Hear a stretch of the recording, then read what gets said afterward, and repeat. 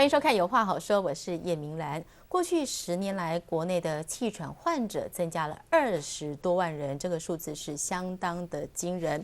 所谓的气喘，就是支气管长期发炎的一种慢性病，如果严重呢，可能致命。为什么气喘患者会越来越多？气喘到底能不能够根治呢？今天的健康美洲豹一起来关心。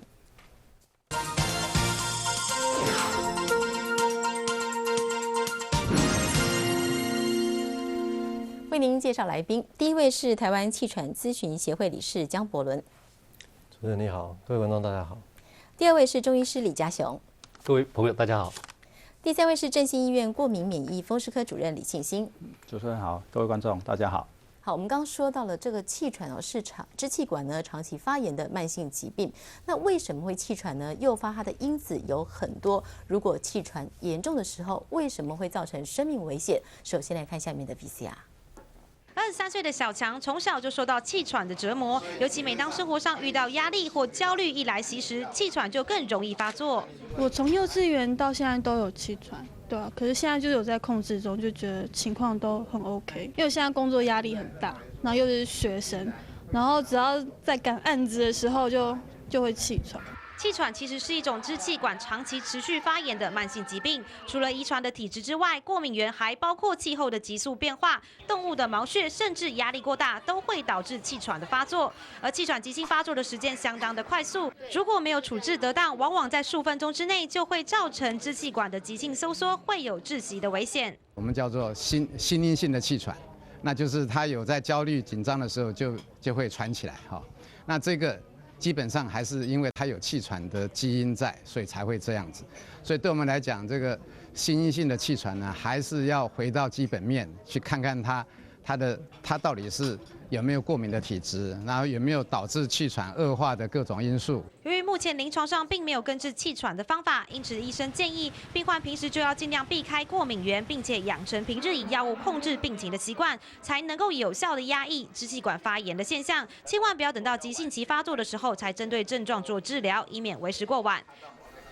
好，我们首先来了解一下气喘哦。气喘就是一种慢性的呼吸道的发炎，它对免疫性刺激过度反应，造成呼吸道的阻塞，经常伴随过敏性鼻炎、鼻窦炎、中耳炎、异位性皮肤炎。那原因呢，有可能是过敏体质、遗传、环境或者是其他疾病的诱发。它的症状包括了呼吸困难、喘鸣、多痰、咳嗽，那可能会有并发心悸、肺气肿、支气管扩张，还有反复肺部的感染。首先，我想请问一下李主任哦，您透过那个就是整个一个肺部的一个图形来告诉我们说，到底为什么这个支气管它会发炎？那如果发炎之后是什么状况呢？好，其实我们的气喘简单的来讲，就是说我们的气管收缩，就像这个我们正常的气管大概是这么大，这个横断面。那当气喘发作的时候呢，它就会变得缩小。那缩小的时候，当然你就觉得吸不到气。那比较严重的时候，你会觉得根本没有氧气。所以如果气喘不治疗很严重了，比如说邓丽君就是一个很好的例子。她在晚上急性发作来不及治疗。当然比较轻微的，它可能没有缩得这么小，它可能有一些症状，也许有一些喘鸣的症状。那这个时候其实就应该要去治疗它。是，所以就是说，当有诱发因子的时候，它原本其实是健康的，它的一个这个管线是比较宽的。那当它引发了之后，它整个就会收缩，那是立即性的。对，是。那江医师，我们来看就是说，我们说到了，就是说，它有可能是过敏体质，也有可能是遗传，也可能是环境，还有很多的疾病诱发，是不是这样来说，其实很难找出它的原因？其实你可以知道，过敏的像那种气喘实际上这几年一直在增加。所以说它有一个遗传的因素在，可是环境的因素其实很重要，不然的话它不会一直在增加。所以我们现在认为，其实它是跟基因、跟体质还有环境都有一些影响，所以是整个加在一起才造成我们的过敏疾病一直增加，所以增加的速度是相当快。现在台湾据我们统计，现在民国大概像去年的话，在20%，在小朋友就是6年级以下小朋友，在台北市有20%，所以意思就是说5个里面就有一个小朋友是有气喘，所以这比例是相当的高。所以未来我想应该更加重视这个问题才是。对。是。那目前来讲，就是说以小朋友跟成人的一个气喘的一个症状这个有一些差别吗？有一些差别。小朋友的话，他基本上他的过敏的这个影响比比较重。那成人的话，它有一些后天性的因素，譬如说他可能职业上的关系啦，或者有一些上年纪以后，他有一些肺阻塞性的一些疾病，可能加在一起，所以他气喘的一些症状跟造成的原因跟小朋友会有点不太一样。所以小朋友主要还是一些过敏源会比较明显。所以如果你去做小朋友的一些过敏源的抽血检查跟大人抽血检查，小朋友你可以非常明显的看到他尘螨是高的，可大人的话，他出现尘螨高的比例就没有那么高。它有一些其他的一些，譬如说它可能环境啦，吸到一些像油漆啦，或者你环境里面特殊一些像东西会刺激到你的气管的话，也会造成你的气喘。所以大人跟小朋友还是有点不太一样。是，请教一下李医师哦，如果说一般病人在初期的时候，他自己还没有感觉到，他甚至就是已经呼吸困难，这个应该是算比较后面了。那如果在一开始，病人他其实只是初期状况，我们透过中医的把脉，或者是说他的一个什么样的观察，是可以看出这个人可能他已经有气喘的一个状况了吗？我今天有带了模型跟带了这个耳针的图。那耳针图事实上在临床病例上，我们可以很明显的这样可以看一下，它这个叫耳甲。那这耳甲这个病例呢，就是临床上的病例，就是耳甲如果有结节、白结节累积的话，那这个当然跟他的神经系统有很大关系。就是说，像耳甲结节很厉害的话，这个是一个肺气肿的病人。那这种病人的话，基本上在治疗上，不管中药、西药、针灸都很有限，因为这已经很严重。也就是说，您刚刚讲的说，一开始怎么去看？中国有一句话叫耳提面命。那耳提面命就是说，有观其为，无观其事，这是《道德经》老子讲的。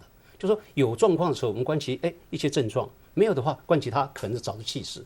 所以临床上在中医望诊上就是望诊，就像看牛顿他苹果掉下来定律就是重心引力。那我们在看人的时候，两眉之间就是看肺，就是肺。基本上我们看《红楼梦》里面，像林黛玉，她四处飞翅笼云眉，事实上她是有点气喘。那他也是很早就走了，所以我们这个眉毛就是四处飞出笼云眉，就是说他的鼻眉肌、眉毛下肢肌有点力量，但皱眉肌根本没力量。那这个脸部的反应区呢，它是在我们的肺、胸部。那所以就是说，大概来讲，我们是看小朋友，说耳朵还有这个两眉之间，耳朵最主要是看这个下耳甲的地方，这是上耳甲、下耳甲。那一般来讲，健康的人他的耳甲会比较干净。那只要耳甲这个当然是有耳垢啊出现。那在现在医学临床已经是肯定说，这跟我们的自律神经很有关系。所以在中国医学上跟现在医学的结合上，也就是说，我们可以了解，就是说，你脸上我们的颈外神经到脸部，在我们的两眉之间，这个叫专足穴；那耳朵的下耳甲，在看小朋友，如果有这样的情形的时候，这基本上要怎么去做？在我个人就说，游泳是最好的。所以在 YMCA， 实际上我就看小朋友在运动的时候，有些运动是穿那边细。但事实上，我们在跑步的时候可以体会到一个，就是你跑到后来的时候，你可以听到那个喘的声音，吐气喘。那喘就是实际上就是它那个肺气泡跟细支气管的摩擦。啊，你如果在健康下不危及生命的危险状况下的时候，它这样刺激的话，它是健康是好的。所以日积月累，3个礼拜、5个礼拜以后，它这个耳甲也会干净，两眉也比较开敞，那气喘机会也会减少。是。李主任，就是其实如果说听到小朋友有这个气喘的问题，一般家长可能会担心运动会诱发他的气喘更严重啊。那到底就是说，如果是气喘的小朋友，他如果要做一个运动的话，他要怎么注意呢？就是运动会诱发气喘，可是呢，一个气喘的病人，如果他控制的比较好，事实上我们是建议他还是要去做一些运动。但是如果说他正在发作的时候，当然是不宜了尤其是冬天冷空气，因为你气喘发作的时候，冷空气很冷，吸进去诱发它更严重。但如果他控制的比较好的时候，事实上我们是建议他要去做一些运动，来增加他的肺活量。但是运动的话，你就可能要不要在太冷的时候，一大早出去做一些运动可能在一些空气品质比较好的时候再去做一些运动会比较好。是，那是不是说，如果说我今天是气喘患者，我要在运动之前，需要我先喷一些药物，是不是应该先做这样子的错？一般是建议，就是说，比如说小朋友在学校，他还是要上体育课嘛，那你都不给他上课，事实上是不对的。所以你在上体育课之前，就是给他吸一个最好是长效型的一个气管扩张剂，可能可以维持1个小时。短效型有时候怕时间不够。是，但是其实就是讲到这个就吸入性的药物，我们刚刚节目之前我也请教过您，就是很多家长会担心说，这样子一开始使用之后，我到底要使用多久？那我这孩子难道一辈子都要随身携带的这样一瓶药物，然后他会不会依赖的越来越依赖，然后到最后我甚至要很过量的使用？其实很多的病人都很害怕，他要吃药吃很久，尤其是小朋友他就发作。但事实上是相反，如果你发作的时候不好好去治疗它，你可能长大会带着气喘到成人的机会是提高的。好，所以一般我们的小时候的气喘有些长大会好，但是就是看你有没有好好去治疗它。你如果让它一直发作，而且甚至发作的时候你都没有好好治疗，那我们刚刚有提到气喘事实上一个气管的慢性发炎的疾病。它不是用药，比如说你今天来看，用药1个礼拜好了，事实上它还没好。你如果去做一些研究报告，他发现那个气喘发作一次，它里面的发炎大概可以持续3个月。所以等你的气喘的症状被控制以后，你至少还要再持续治疗3个月，事实上才有办法控制好它这个。但是很多病人可能是在1、2个礼拜之内好了之后，他就觉得 OK 了，他也就不再继续用药了。事实上这是不对。是。就江医师，我想请教，就是说，如果说我今天想要知道，说我这种咳嗽或者我呼吸困难，这是不是一个气喘的征兆？我到底要怎么判别所谓的早期、中期跟严重呢？我想这是大部分的家长他们其实最疑惑的了哈，就是说到底他咳嗽到底是怎么样才算是气喘哈？但有一些条件你可以稍微注意一下啦，就是说小朋友他通常一开始的时候，他们是夜咳会比较明显。那他夜咳比较明显，而且清晨起来咳比较明显，或者说我们大部分的一些感染的咳嗽，它可能是白天会咳，而且大部分的那种感染可能不会咳那么久。他比如说他咳个大概几天以后，慢慢就会改善，因为我们的病毒会被清除掉就好了嘛。可是如果你一般的那种过敏的咳的话，它可能会持续很久。所以如果你一旦感冒完了以后，你会发现你咳嗽就持续好几个礼拜，那加上它有一些夜咳的情况比较明显的话，那可能要特别注意，它是不是有一些气喘的一些前兆。那加上它有可能在咳嗽的时候开始出现听到一些这种声音出来，那发现他这个地方根本吸不到气，那可能更要怀疑他是有过敏的这种气喘的一个情形哦。那至于我们所谓的轻度、中度、重度，其实我们是看他的发作的频率，比如说如果1个礼拜发作多少次以上，那或者说他到最后他的肺功能受影响，所以那个就是需要到医院去做进一步的评估。那但如果你1个礼拜会有2次以上的夜咳的话，那可能就是还是已经有初期的症状，所以应该就早点做评估才行。所以，如果你小朋友有这样的情形，包括大人也是一样，如果久咳不愈的话，他可能还是要做一些评估。所以，它跟一般的感染咳嗽，事实上基本上是不太相同的。所以气喘它从一开始其实它就会有咳嗽的症状出现了。大概最早出来症状可能是夜咳。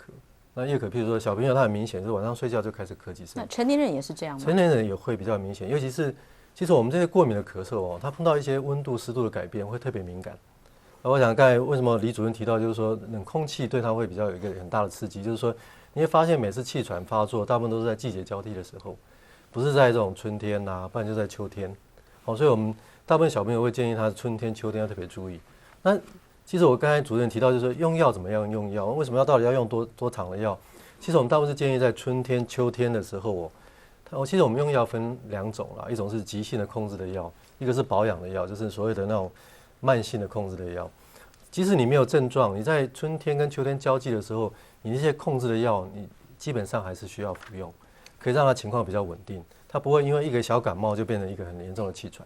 所以这种情况之下，保养的使用跟治疗型的药物的使用基本上是有点不太一样的，所以应该还是把这个稍微分开一下。那春秋交际的时候，季节交替，特别如果有症状的时候，那特别就需要注意。是我们来看一下所谓的气喘的一个严重程度的分级它有重度、中度、轻微跟偶发。那主要就是看白天跟夜间的状况。如果是重度呢，就是他白天也会连续喘，那夜间的一个夜咳状况是每天都会咳。那如果是中度的话呢，就是呢他的咳嗽呢，在白天的部分呢，一天呢会多于1次；那在夜咳的部分呢，是1个礼拜呢会多于1次。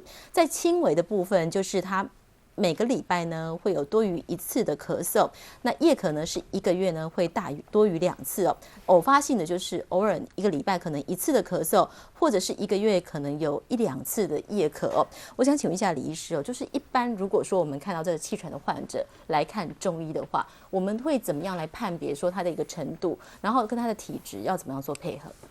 在中医视诊望闻问切，我刚刚讲的望诊。那刚刚我们听到江医师讲的这个时间的问题，事实上我们人体上在白天运作的时候是交感神经比较做老板，副交感做辅助的。然后到晚上要睡的时候休息的时候是副交感做老板。所以我刚才讲的额甲它是迷走神经副交感在控制。所以我们在这个图上大概可以看到，就是说中国医学里面有个内经162篇有个咳论，他讲一句话非常的经典，他说五脏六腑皆令人咳，非独肺也。所以咳嗽气喘不是肺而已，你五脏六腑很多地方都会造成咳嗽，所以肠胃啦很多过敏啊也都会。所以这里面可以看到，就是说它迷走神经呢，它对我们的内脏里面影响，还有在额甲的影响。所以简单讲，就是说你的体质上，如果说感觉上就是说，会过敏的人，他气喘咳会机会大，喘的机会大。所以在中国医学就是说，你刚刚问怎么看，就是望闻切，我会问他说你什么时间咳得多？比如说他说不会啊，多咳啊。那刚刚我们江医就说晚上咳、夜咳，在时辰上，在晚上的子午时，它就是胆肝经脉。那清晨的时候就是寅卯，就肺跟大肠。所以大概分段上来讲，咳嗽最常见就是说半夜咳，就是肝胆就是他消化系统上问题比较大。那消化系统大的人，他在饮食上一定要注意。如果像小朋友，你可以看到他嘴唇是红的，泛红很厉害的时候，大体上来讲，在现在医学上说，像二尖瓣，它有些状况，不管是狭窄或闭锁不全，小孩子他也会红，尤其脸颊红、脸色发白，这一定是二尖瓣状况。那这状况实际上来自哪里？事实上跟他肠胃有关系。他西瓜吃很多，冰人吃很多，那他循环不好啊，他的小肠道肝门静脉根本没办法动作，所以回到心脏也不好。所以在这个情形上，他就要饮食上去调整。那如果早上清晨的轻咳，那基本上一定是运动不够。所以分别上来讲，这两个是最明显。那再来就傍晚容易咳，大部分来讲，这孩子都是生活习惯、吃喝、运动都很差了，那已经是有过劳的现象，未老先衰了。那我的看法是，中医望闻问切以外，时辰上是很重要的。是像这样子的咳，李主任，就是如果说是夜咳或者是清晨的咳嗽，它会有伴随的痰吗？那从痰的状况来看，可以判别出它所谓的一个气喘的程度吗？当然，气喘就是气管发炎，所以它会生出一些痰液，所以当然痰会比较多，病人一定会比较多的痰。那通常如果你没有感染的话，大部分是比较是白痰多。那有感染的时候，可能就会黄痰比较多。当然，如果你气喘发炎的比较严重，有时候也是会黄痰，但是基本上我们是用痰是不是有变黄变色来看它是不是有感染的现象。那如果感染现象，你可能就要再去针对它感染的一个原因去做治疗，不能只做气喘的一个治疗。也就是说，还要从痰的状况来看，它可能不只是气喘的问题。对，它可能因为气喘很常见的诱发状况就是它可能呼吸道有感染，病毒感染或者一些霉浆菌的感染，都有可能造成它气喘的恶化。所以这个是要做一些鉴别诊断。因为气喘的治疗，我们常常会是一个吸入性的类固醇，但是你如果有感染的状况，你再用这个的话，可能会加重它的状况。这样的感染可能会得不到控制，所以事实上你必须如果有感染，必须感染要跟着治疗，它的气喘才会好得快。是我们来看所谓气喘为什么会诱发气喘？其实当然原因很多。那我们也知道，其实包括尘螨，它可能是一个很常见的因素。那事实上呢，其实蟑螂也是蟑螂为什么会是诱发气喘的因子之一呢？来看下面的 VCR。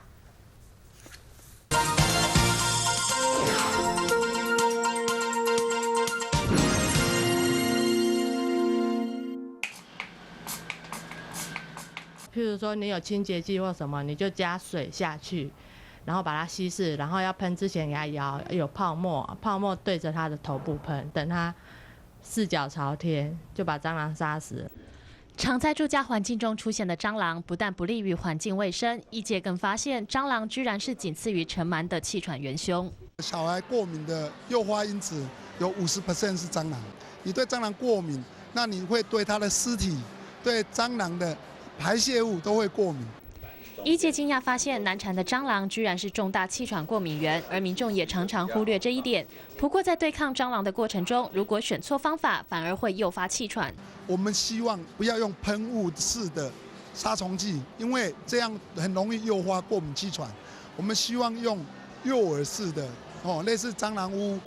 在医院门诊里，国内气喘病患有增加趋势，包括潜在患者，估计全台大约有200万气喘病患，而气喘死亡率更是台北市第12大死因。医界表示，除了找出过敏源，病患也必须培养均衡饮食以及定时运动的生活习惯，才能有效控制气喘。为什么会气喘呢？它的诱发因子有很多，包括过敏源，包括非过敏源。您看到过敏源呢，其实尘螨、蟑螂、宠物的毛发、皮屑，还有唾液都是；霉菌、花粉、食物也有可能。那在非过敏源的部分，包括你的呼吸道感染、气候变化、空气污染、刺激性的气味，还有心理因素、剧烈运动跟冷热的变化。请问一下江医师哦，在看这个过敏源跟非过敏源哦，是不是说如果以成人来讲的话，其实小朋友应该都是过敏源引发的比较多，那成人的部分就很难抓了，是不是？对，我想我用这张图稍微说明一下好了，因为我们刚才提到过敏源，事实上就是像这种过敏源，它有可能是尘螨，那有可能是蟑螂，那我们会产生一个抗体，这个我们称为叫过敏抗体。那这个过敏抗体附在我们这个叫肥大细胞上面那碰到过敏的刺激以后，这个肥大细胞就会受到一些刺激，它分泌出来这些像组织胺啊、白蛋烯素啊、前列腺素，这个就造成我刚才李主任提到的那气管收缩那些情况，就造成气管收缩啊、粘液的分泌、血管的一些那种收缩、那个舒张所以这个就造成我们后面的一些像气喘啊，或者是鼻子啊那些分泌物的一些状态。所以你刚才提到的那些尘螨也好啦，或是蟑螂也好，事实上这个就是属于过敏源。所以小朋友在这个发育的阶段以后，如果他碰到这种过敏源的话，他是产生比较高量的这个过敏抗体，所以过敏抗体就变成他一个重要的一个体质。我们这个体质就是过敏抗体比较高的关系。那可是成人他因为他比较多的因素，是因为他可能后来工作环境上的一些刺激，那些刺激就是你刚才提到那些所谓的非过敏源的因素，包括气候啦，包括一些工作环境上的一些刺激物啦，或是像他有一些工人，他可能一天到晚吸到一些那种工作里面的木屑啦、那些灰尘，可能都会让他受到一些刺激。油漆也是一样，那我们称为叫非过敏源。所以这个两个之间其实是有一点点不太一样的那你刚才提到那个为什么像蟑螂啦、尘螨啦容易造成过敏？其实它们跟它的一些分泌物有关系。其实我们后来发现，像尘螨其实它倒不是尘螨的本体本身会造成，不是它本体本身会造成它的那个过敏，而是它的一些分泌物。所以它的排泄物里面有一些东西在我们的空气里面吸进去的话，就容易变成过敏源。那过敏源就导致我刚才提到的过敏抗体的产生。那它的过敏抗体越来越高的话，它的体质就越来越过敏。所以就是因为这样子，它就会一直有过敏的情况在。所以我想这个可能需要稍微区分。那小朋友因为他这个过敏抗体产生会比较的高，所以它跟过敏的关系会比较密切。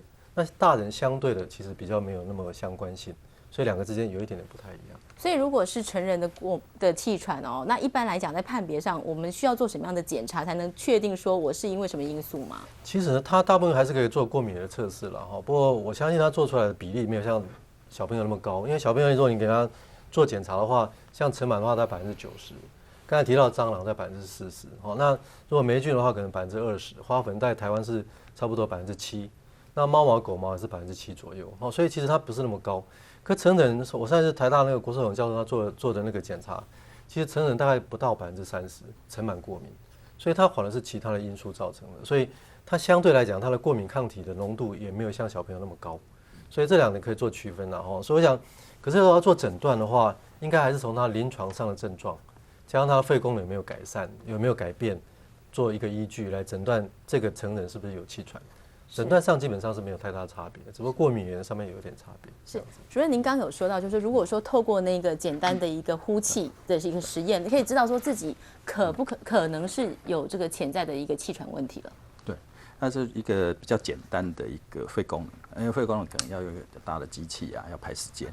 那如果在门诊的话，你觉得怀疑病人可能有气喘，你可以让他吹一下一个简单的一个最高呼气流速计，就是说让他用力吹一口，那这上面有一个刻度，那含着他用力吹，那看他跑到多远，那通常的话，成人女生应该可以到400，男生大概可以到500，但也是每个人不太一样，看你有没有在运动，然后肺活量都不太一样。但是如果你只吹到200，那应该绝对是有问题，这是差太多了。就是说，如果我的肺有问题，其实我怎么吹都不会超过300、400，不会。通常我们会让你吹3次，那取最好的1次。那事实上你吹不到就是吹不到。那我努力的吸气，努力的吹，还是吹不出来。也吹不出来，因为很多病人我就让他你就尽量吹，因为他的气管已经缩小了嘛。我们看那个图，它气管已经缩小了，你的肺你一口气绝对吹不出那么多的气来，所以你再怎么吹也不会超过200，有些病人严重到100多，那这应该都要住院的，病人还是觉得他还可以走路，还可以在家里坐着。那事实上很多病人会忽略它的严重度，就是他觉得我在家里走路啊，在家里看电视，日常生活还 OK，所以我们就像刚刚讲的这个气喘什么一天咳几次啦，来去分。可是我觉得用这个可能会比较科学化，因为你说一天咳2次，那咳几声，咳10声还是咳2声就算。那如果有这个的话，譬如说你每天都要做呢，我们是希望你可以早晚测，早上跟晚上都吹，各吹1次。为什么要这么频繁的做测试？因为你就是说这关系到你气喘控制的好不好。比如说早晚的差别，比如你早上吹300，晚上吹300，那你控制应该是蛮好。那你早上吹300，晚上才吹到200，那差过30%，那表示控制是很不好。那控制的好，大概希望在15%，误差在15到10之内，这样是比较好。但你肺活量吹到400、500，当然是更好。但是有一些气喘已经很久了，它可能已经有一些纤维化，它可能最多就是300了，它再看好几年，大概最高就是300，它大概不可能再上升，就是它没有在早期的时候，因为我们强调气喘是一个可逆的，如果你在早期治疗的话，应该可以可逆的恢复到比如原来的400或450，那它久了以后已经到300或到250，它可能10年以后就永远都这样，甚至你不治疗可能会再越来越差，越来越少。是。李医师，我想请教，就是我们刚刚说到过敏源嘛，其实中医有一些理论，就是说不要吃冰冷的啊，这个可能对身体都不好啊。那是不是还有一些其实食物上的一个注意？哪些食物尽量避免？这个跟过敏可能没有关系，跟过敏源没有关系，但是确实也可以帮助你的一个整个一个气管啊，整个一个健康的一个状况。我想从食物跟环境来解说，就说我们在中国人吃到世界各地都有4神猪肚汤。那4神猪肚汤，刚刚我们李医师有提到痰的颜色。那在中国医学早期汉朝张仲景，他说伤寒就是一种感冒啊、风寒啊，表不解就是皮肤没有办法解决。他说横膈膜心下有水气，它会喘咳，会或喘或咳。那这个地方来讲，就是我们2个角度看，就是说如果只是一个肺部的感染，基本上像小青龙汤，它桂枝麻黄啊这些就有效果了。但是如果它已经到肠胃了，痰有黄色的，在早期的中国医学没有现在抗生素这么发达，它就是用黄风通圣散，里面有大黄啊这些石膏芒硝来帮它肠胃来通畅，来帮助横膈膜。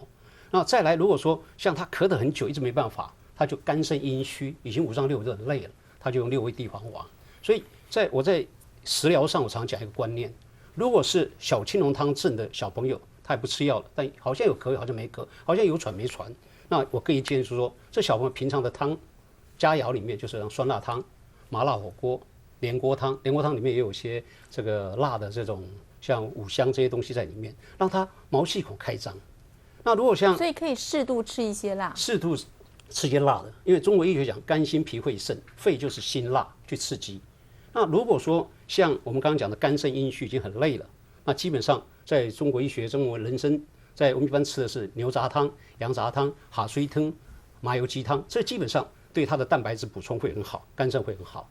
那另外还有一个就是我们像4神猪肚，它就主要以脾胃比较虚弱的，所以我们以前就是麦芽糖，麦芽糖它一个小建中汤，也是一样会有咳会有喘，就是黑金娜欧达散，就是长不大，那就是小建中汤。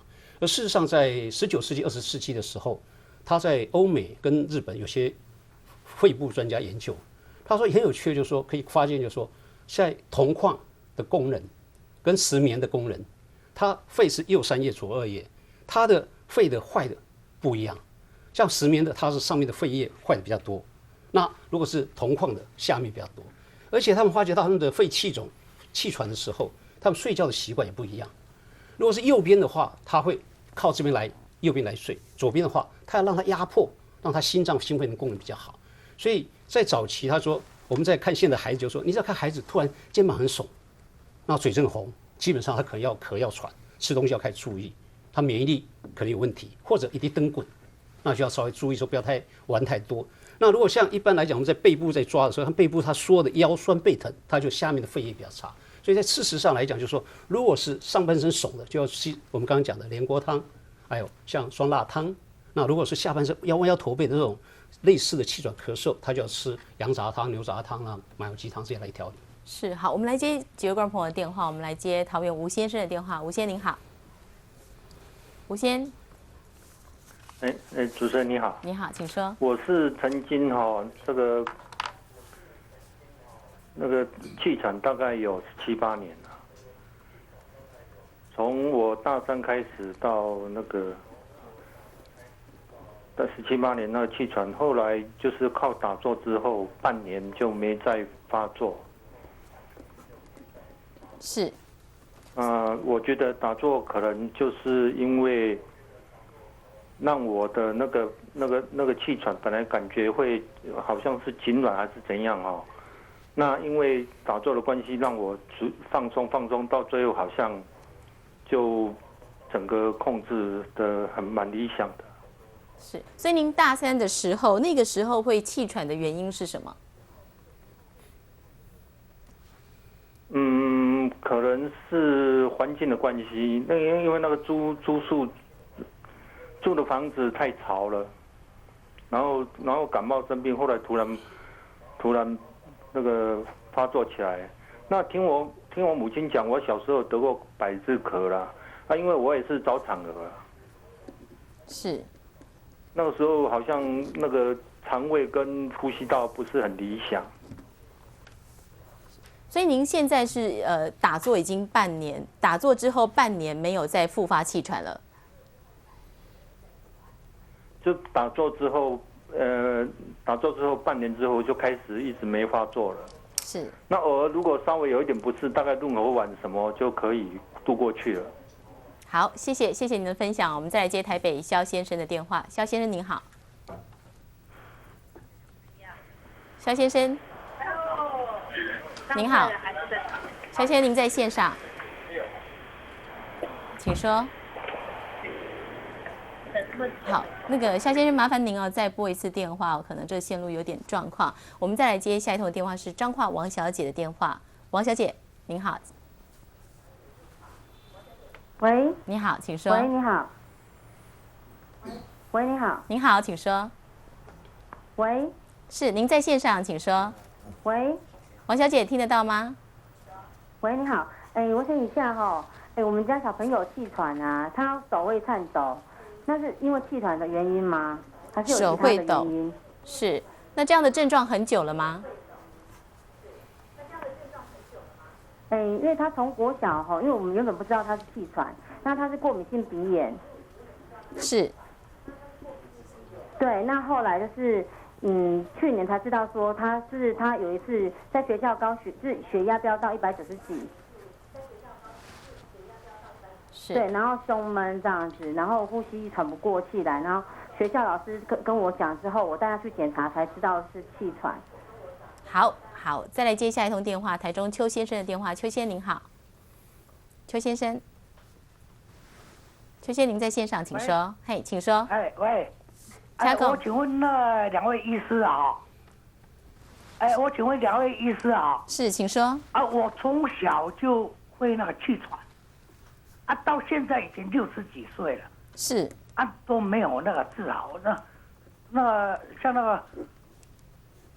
那我到那个什么那个属立医院也好，那中国医院、慈济医院那都没有什么效果。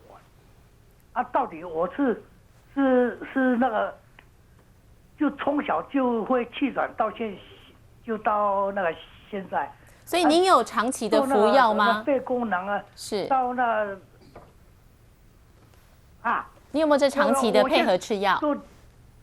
都是长期都是在吃药我曾经那个4年前有一次那个。就是那个肺炎的哈，就开始到现在就到现在都没有一次的吃啊。好，谢谢您的电话，再接台中王小姐的电话。王小姐您好。王小姐请说。喂，你好。你好，请说。喂，你好，有听到声音吗？有，请说。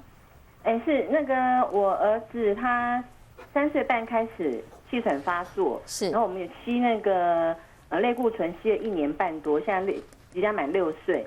那他情况是控制得很好，但是呢，他就是白天的时候，他都会这样轻微的咳1-2声1-2声这样子，而且是很长很长的这样子咳。那不晓得是跟他气喘有关系吗？这第一个问题。第二个问题就是，我今年41岁，我从来没有气喘的症状过，唯独有一次是我生完第1胎孩子的时候，我在坐月子的时候，突然有一天就是喘不过气来，我感觉我才知道什么叫气喘的感觉。那后来大概维持个大概1-2分钟吧，1分钟不到吧，我就自己又自发性呼吸了。那我不晓得，就是我有气喘的体质，以后是不是有可能变成气喘，还是怎么样？还是因为怀孕坐月子荷尔蒙改变的关系？要请医生给我解答这2个问题，谢谢。好，江医师可不可以先针对观众朋友的问题？我想刚才提到的那个，我想先针对那个有一位邱先生提到，就是说气喘那么久，到底会不会好了哈？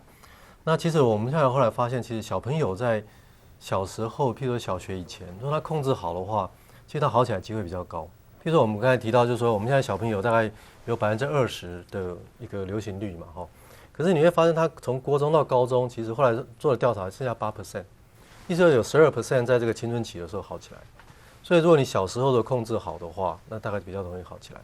可是，一旦到成人以后，好像自己好起来的机会就越来越少，因为他的那个我们好起来一个很重要的因素，是因为他的神经还有内分泌系统的调节，让他免疫会改变。免疫改变以后，他自己慢慢有得到一些免疫调控，所以会好起来。所以年纪比较大了以后，反而是需要比较长期控制，他自己要完全好起来，机会可能会变得比较少。可是我还是要强调，就是说我们的气喘的控制你真的还是需要有好几个方面去控制了比如说刚才提到饮食啦，还是要做运动。所以像打坐啦，你说游泳啦，或者说打太极拳，那个让呼吸能够改善的话，事实上才有机会让它能够回到比较正常的一个呼吸的状态。那最后才是药物的控制。所以我觉得这个你可能需要分好几个方面去做，然后才能够让你的体质慢慢得到一些改善那至于刚才提到那个小朋友，就是说会常常，我刚才提到小朋友会清喉咙，经常这种声音，这个声音你除了一般的气喘以外，你还要考虑到就是说他会不会有过敏性鼻炎。譬如说他有过敏性鼻炎，然后有时候变成鼻窦炎、鼻涕倒流的话，小朋友老是觉得这个地方有东西，所以他老是会清喉咙。而且这种鼻涕倒流久了以后，它更容易诱发气喘的发作。所以如果是这样的话，他可能不只要控制气喘的问题，可能也需要控制鼻子过敏的问题。那另外一个就是，大部分的怀孕的妇女在怀孕的时候，我刚才提到那个免疫的调控，它会比较有利于过敏的体质的发展。所以大部分在怀孕的时候，其实她的过敏都比较严重。所以我想可能这跟这个荷尔蒙的确是有关系。我想王小姐刚才提到的，那一旦她没有怀孕生产完以后，也许她自己慢慢会在改善。所以我想针对这一点的话，可能可以稍微知道了解一下，我想会比较好一点啦。是，对。那我想请问一下李主任，刚刚也有一位观众问到说，他小朋友手会抖，那也有气喘的问题，那这个手抖是可能是气喘还是其他的问题吗？如果说他在气喘之前都没有那个手抖的现象，那经过治疗开始有一些手抖的现象，那就有可能就是一些药物的副作用。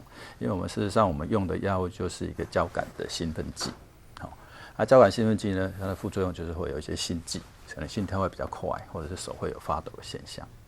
那通常你用一些短效的，譬如说气管扩张剂的时候，如果有这个现象，那可能就是那个药物的副作用。那其实如果不是很严重，我们倒觉得这还可以接受啦。但是就看心跳，心跳不要说快的它不舒服。那需要调整药物吗？有时候可能你可以改一个长效的，可能比较不会手抖的状况，可能不会那么严重；短效的可能会比较严重。所以可以跟医师说，可以把它改成长效型的。对，你可以对。事实上，你有一些问题，你可以门诊再跟医生讨论，医生会帮你调整药物。那刚刚有一个就是谈到这个曹师，他说他小时候气喘很多年，然后后来因为打坐然后就改善。我想他有2个因素，第一个他可能他的环境，就是说他比较潮湿的环境，也许他那个时候的过敏源是一些霉菌，也说不定。那后来他呢离开了那个环境，那当然他的环境控制就变好。那成人的话，我们刚刚有提到，那个江教授有提到，就是小朋友的过敏源大概90%会有。但是我们成人的话，大概可能不到一半。我们常常抽血，测了都没有过敏源，可能一半都不到。但事实上它变成就有很多的因素，比如说心因性的，那后来因为打坐，它可能让它放松，所以它的气喘改善，可能它就有一些心因性的气喘的成分在里面。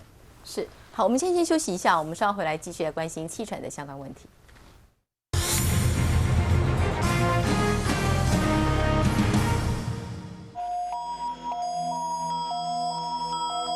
医师，我爸爸好像比较好了呢，是不是我爸爸就不会走了？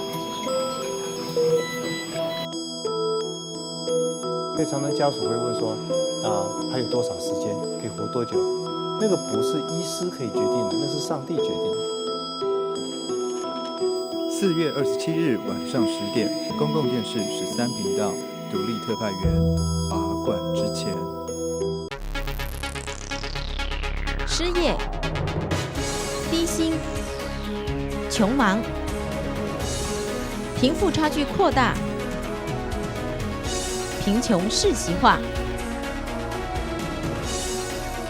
5月2号、3号晚上7点，有话好说。总统的12件囧事，拯救贫穷篇。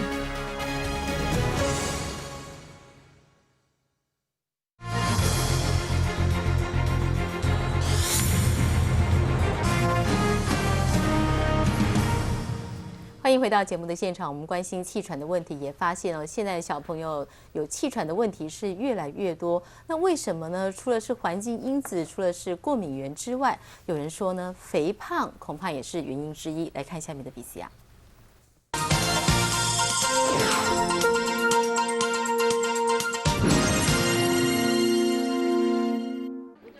小孩子罹患气喘的比例有多高？根据台北市卫生局针对小一学童进行的问卷调查，有20.74%的小一学童患有气喘，跟往年比较起来有逐年成长的趋势。民国93年的时候做出来大概是16%，那最近这1-2年我们所做出来的调查都在20到21左右这样子，那是有稍微的提升，不过我们还在注意这样一个趋势的变化。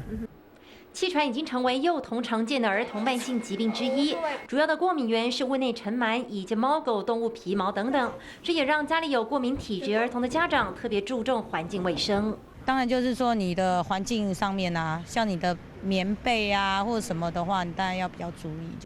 不过，现在医师也发现，除了环境中的过敏源，体重过重也可能是罹患气喘的危险因子。BMI 值的一个上升跟一个气喘的一个盛行率，好像两者是有一个相关性。一个肥胖的人，大概他的肺功能就会受到一些影响，他的运动的耐受性就不好，这个是很直接的一个影响。医师强调，气喘不是单一因素引发，而是很多复杂的原因交互影响。而 BMI 值的确大幅影响气喘症状的严重度。医师提醒，要预防气喘，除了减少环境中的过敏源，控制孩童体重也能降低罹患气喘的几率。请教一下李医师我们说到这个儿童的这个气喘患者是越来越多，那我们怎么来看这样子的状况呢？因为我本身是台北市体育会铁人三项协会理事长。那我自己本身，像我今天早上跟昨天早上都跑10公里。那原则上是冬天的时候我会跑步多，夏天游泳会多。那3项是轮着做。那大概来讲，中国医学有个观念，就是呼出气是心跟肺，吸入肝与肾。那这个就观念在这观念这个时候，我们一个简单观念就是说，一般来讲，在现在解剖学来看，就是说吸气它主要是横膈膜跟肋外间肌拿来控制吸气，呼气主要是腹部肌肉群跟肋内间肌。但事实上，我们运动量大到一个程度的时候，像吸气，它就颈阔肌、胸锁突肌都要帮忙了。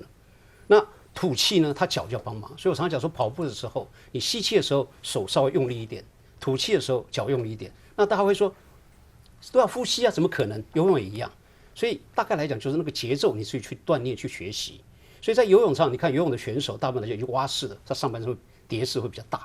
所以大体上来讲，就是说，如果你是吸气问题比较大的人，我建议是跑步；那呼气问题比较大的人呢，建议游泳。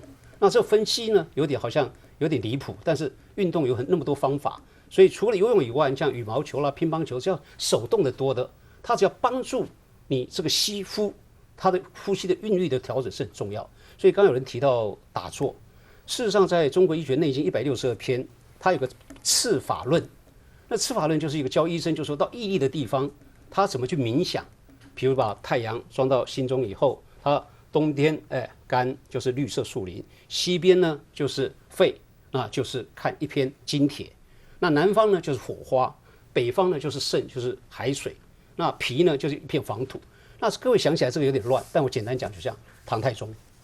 唐太宗过世53岁的时候，他带兰亭去，王羲去进坟墓去了。那兰亭序里面，各位想，大家第一句话是什么？暮春者，永和9年暮春者。那后面强调里面内容就2样，一个就是树木竹林，一个就是溪水。所以只要水的东西就是肾，只要竹林的东西就是肝。所以在《新唐书》《旧唐书》，我在观察唐太宗很有趣，就是他基本上他就是肝肾比较不好，他肝肠不好，所以不管他有没有气喘，一般来讲呼吸道又有状况。所以在选择上、运动上，就是说怎么样调整你的运动习惯是非常非常重要的。好，我们再来接几位观众朋友的电话。我们首先来接的是桃园许小姐的电话。许小姐您好，许小姐，喂，你好，请说。喂，您在线上，请说。喂，我没有听到哎，你们有没有听到？有听到了，请说。我是想要分享哈，我早在那个用劳保看病的年代，那时候哈，我咳嗽哈，就是因为我鼻窦炎很严重，然后我每天就是咳嗽，然后中药西药都吃没有效，然后后来就是人家介绍我吃那个蜂王精，结果哈，其实我的咳嗽哈，居然哈就是好了，不然的话哈，有时候可能我早上刚比较舒服一点，比较没有咳了，可能到了下午来，我莫名其妙喉咙又肿痛了，所以说哈，有时候哈，看是不是可能哈那个会。我也不知道我是不是气喘呐。如果说那个是气喘的话哈，我的经验是说，我吃了哈，吃了感觉还不错了。好，谢谢您的意见啊。再来接这泸州李小姐电话。李小姐，您听得到吗？喂，你好，请说。我想问一下，我小朋友现在5岁多，在他1年多以前就第一次因为感冒去，然后那时候就是因为感冒，然后所以他呼吸很喘。那时候急诊室的医生是说，他有可能是气喘，也有可能是因为感冒而引起的气喘。是。那前几天又去星光又挂号，因为他还是感冒，然后又很喘。那这个医生是跟他讲说，医生是确定说，就是因为这样子就确定说他是气喘。我想确定说我小朋友是真的有气喘吗？还是说他只有在感冒的时候才会引发气喘？那平常是不是运动啊，做什么其他的事情是不是就不会？好，然后好，我们再来接云林刘小姐的电话。刘小姐，您在线上，请说。喂，你好。你好，请说。喂。是听得到。喂，你好。是刘小姐，请说。喂，请说。我女儿哈，她是那个23岁了，是，但是她荨麻疹发生，从去年10月份到现在都还好不了，是。然后她那个去看医师，我们还做那个过敏检查哈，她检查出来是尘螨，但是我们所有的环境都清洁过，都还是好不了啊。去看西医，她只要吃到西药，她就全身都肿起来，然后现在就只有吃那个有一种中药是克敏的中药，它是那个北虫草跟益菌生的，是有缓解，但是到现在都好不了。我们想请教医师说，我不知道有什么方法可以改善它，可以让它好起来，不要再继续这样子。好，我们再来接内湖蔡先生的电话。蔡先生，您在线上。蔡先生，你好。您好，请说。你好，我那个小朋友小时候那个严重的气喘，是，可是那个皮肤是非常好的。现在长大了，慢慢气喘就消失了，可是那个皮肤就是交替的时候，皮肤会越来越不好。我想请问医师，这之间有什么关系？好，我们再来接台北廖小姐的电话。廖小姐，您在线上，请说。你好。是。气喘要避免过敏源，那我们要用什么方法可以简单又有效的查出过敏源？好，是不是请李主任来跟我们解答一些问题哦？就是，包括有观众他提到说，那女儿已经23岁，荨麻疹从去年到现在还没有办法好。那个尘螨是她的过敏源的诱发主因，但是呢，她吃药呢会肿起来，只能用中医来治疗。那事实上，我们说过敏过敏气喘也是过敏，鼻子过敏也是过敏，荨麻疹跟湿疹事实上都是过敏。所以像气喘这个过敏的三兄弟就是气喘、鼻子还有皮肤，就是看它表现在哪一个器官。那顺便可以回答另外一个，他说小时候是气喘，皮肤很好，长大又变成皮肤，所以事实上他说的是过敏体质，只是说它表现在不同的地方而已，所以事实上是有相关的，它都是一个过敏的体质。他这样会再回去气喘吗？不一定，倒是不一定，因为那有的就会转变，但是事实上你还是要治疗，你越不治疗，它可能比如说从皮肤过敏慢慢变成鼻子过敏，慢慢变成气喘，有可能3种都出现，那就是最严重。那有时候可能你如果有治疗，也许局限在就是一个皮肤过敏。那还有提到就是说你要怎么去检查？那事实上检查我们现在很简单，只要抽个血就可以了。那以前在皮肤上打很多洞，那现在说比较不建议这种方式。那我们只要抽个血就可以测你体内的一个过敏源。那气喘的话，常见的过敏蛮多的，然后这个给大家参考一下，就是那气喘大部分是吸入性的为主了。那个荨麻疹大部分是以吃进去的食物为主了，当然也会有一些不一样哈，大致上是这样哈。那台湾比较常见的大概就这些嘛，尘螨啦、宠物啦、蟑螂啦，那还有一些狗牙根这些杂草类霉菌，霉菌也是一个蛮常见的。那就是你要避免这些过敏源，但是有一些人就是明明就是宠物过敏，已经测出来是宠物过敏。但是他就是舍不得把宠物丢掉，他认为宠物放在隔壁的房间就好了，事实上是没有用的。事实上我们的过敏是非常的小，我们不可能对一只猫那么大一只是不可能过敏的，都是它很细的一些毛屑，它的皮肤的一些毛屑过敏。那个过敏是你看不到的，它在空气里面飘，所以你整个房子里面几乎都是过敏源。你把宠物移除也不会马上好，你宠物移除可能要经过半年。体内那个房间里面要常常给它通风，可能要经过半年以上，那个过敏才有可能会消失。是，江医师也有观众朋友问到，就是说小朋友这个每次感冒，然后就有呼吸喘的问题，那这样子经过2个医师的判断是说，这样子就是有气喘了。因为正常的小朋友他可能感冒的时候，其实不见得会有气喘的症状，所以呼吸道的感染事实上是个过敏性气喘的一个诱发的一个因子。所以意思就是他本来有气喘的体质，加上呼吸道的感染以后，气喘才跑出来。所以意思就是说，如果他每次感冒每次都有气喘的发作的话，我想他的小朋友在诊断上还是有气喘，所以他还是需要稍微注意一下。意思就是说，他每年春秋交替的时候，或是感冒流行的季节，他应该还是要使用一些控制的药物，这样会让他会比较好一点。所以在定义上，在我们的诊断上，他事实上还是有气喘。所以只是透过就是感冒，他有喘的问题，就可以判断说他其实就是气喘了。譬如他有好几次，每次感冒都会有气喘，因为正常小朋友不会这样子。正常小朋友，除非是你霉浆菌的感染，最近我讲媒体上经常提到霉浆菌，霉浆菌是少数一个感染会造成一些哼的声音的一个感染，其他大部分的病毒感染其实都不会，它可能就是咳嗽，那好了以后就好了，所以它不会合并那些气喘的声音。如果你感冒的时候合并那气喘的声音，表示说除了你不是霉浆菌以外，把霉浆菌排除以外，那你表示你还是有一些过敏的体质，才会造成这些哼的声音跑出来。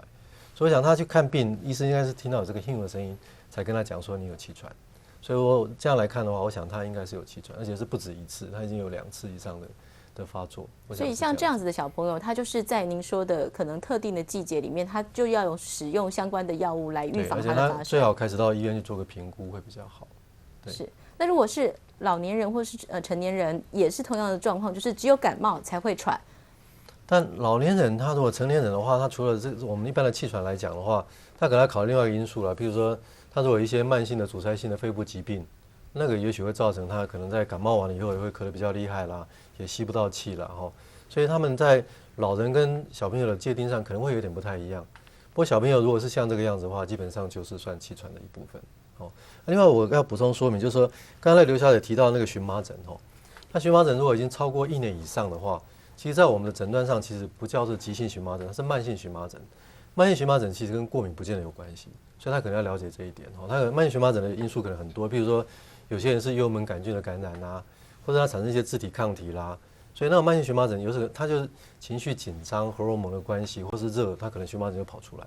那个跟吃、跟饮食、跟过敏其实不见得有关，所以那个在处理上会有点不太一样。对，是李医师，如果说我们透过平常的保健，在按压哪些穴道或者是哪些部位的一个观察、一个保健，可以让我们这个所谓的一个肺部更健康呢？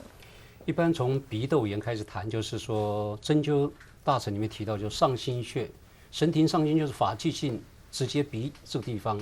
也就是说，你平常呢自己或帮小朋友在洗头的时候多压压呢，他鼻窦会比较舒畅。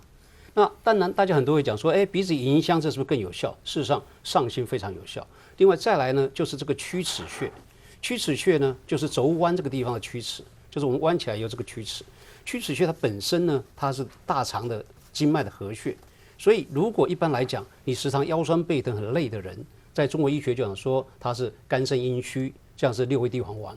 那如果是很累、很忙、很劳碌的是烦劳内伤或喘或咳，就补中益气汤。所以大体上来讲，如果你的手可以看看你的大鱼际这个地方，这叫鱼际穴。如果鱼际穴青筋很多，肉又消瘦，那基本上这样情形的话，你自己就要是按鱼际以外，更重要就是按你这个内踝后面这个太溪穴。内踝后面这个太溪穴，太溪穴呢，它本身各位看起来只是一个肾经脉的穴道，但事实上呢，它在阿基里斯腱以外。在很多的医疗物理诊断里面可以看到，就是说，如果你这个脚跟腱呢有黄色肿块，颜色不好的话，99%呢它的血脂呢胆固醇都会过高。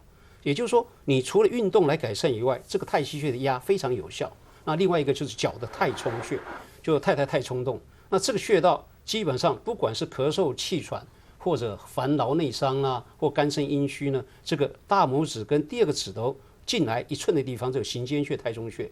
那临床上，我个人建议常常讲说，除了跑步以外，你懒得跑、懒得游怎么办呢？你走路的时候，麻烦你就把大拇指抓地，就脚跟着地以后，大拇指抓地，脚跟着地，大拇指着地。所以你只要看到你的皮鞋跟消耗很多，鞋前面都不消耗，表示你这个大拇指根不用力。那你这样的话，人容易疲累，情绪容易不好，没有精神。所以大体上来就是上心穴多按按鼻窦好，曲池穴、鱼际多按肺部好，太冲穴、太溪穴按肝肾肠胃好。那如果这几个穴位我去按压，会有酸或痛的感觉，一般来讲是表示说我已经有状况了吗？比如说你这个曲池，我们常常讲说，看到一个人睡觉，我说你这个小朋友都抬手睡，他说你怎么知道？他说肺不好啊，气管不好啊，所以他一定要抬着睡，让他横膈膜能比较舒服。那我说你这个小朋友都在窝着睡，为什么？他肠胃不好啊，不管他是不是气喘是咳嗽，他都有这些症状，所以自己压有一点点酸痛最有效，太痛谁也受不了。那一点痛一点酸这没有效。那没有感觉是表示我这个部位是 OK 的吗？他只要有神经都有感觉的，不可能没有感觉，一定有感觉，就是要微微的酸痛，他就有得齿这个感觉。